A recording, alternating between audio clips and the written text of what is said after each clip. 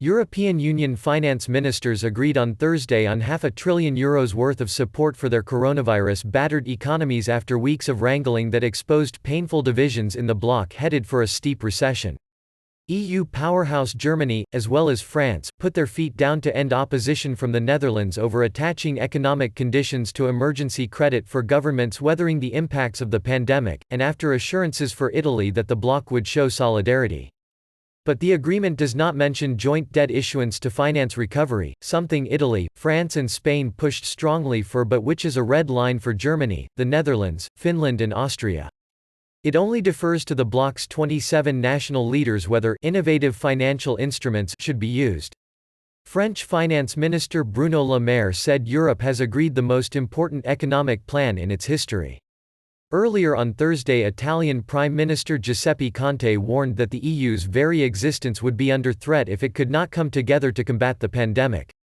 For weeks, EU member states have struggled to present a united front in the face of the pandemic, squabbling over money, medical equipment and drugs, border restrictions and trade curbs, amid fraught talks laying bare bitter divisions.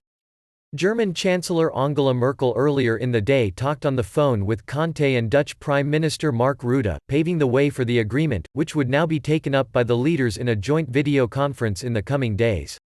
She said she and Conte agreed on the urgent need for solidarity in Europe, which is going through one of its most difficult hours, if not the most difficult. Germany is ready for this solidarity and committed to it, she said. Merkel made clear Berlin would not agree to jointly issued debt, but said other financial avenues were available. Officials said Merkel also asked Rutte to stop blocking the deal, intended to provide a safety net for governments, companies and people against the deep recession the pandemic is expected to cause this year. The feeling in Germany is that everyone has done enough posturing for their domestic audiences by now. It's time to come together, one senior EU official in Brussels said. Discussions have so far been fraught between the more fiscally conservative North and the indebted South, which has been hit hardest by the pandemic. The package would bring the EU's total fiscal response to the epidemic to €3.2 trillion, $3.5 trillion, the biggest in the world.